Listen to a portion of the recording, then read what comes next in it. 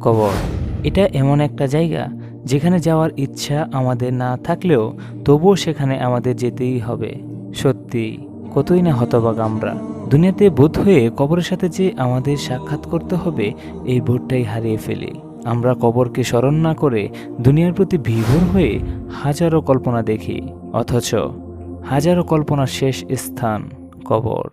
যে টাকা সম্পদ উপার্জনের জন্য আমরা জীবনপাত করি, জীবনকে অবহেলায় বিলিয়ে দিই, সেই আমরাই একদিন জীবনের স্বাভাবিক নিয়মে সব কিছু ছেড়ে খালি হাতে এই দুনিয়া থেকে চলে যাব অন্ধকার কবরে।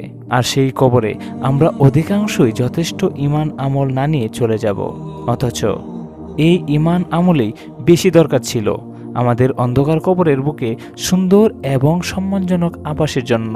আমার দিনী ভাই ও বোনেরা, তাই আমাদের দুনিয়ার দিকে দৃষ্টি না দিয়ে আখেরাতের অভিমুখী হতে হবে।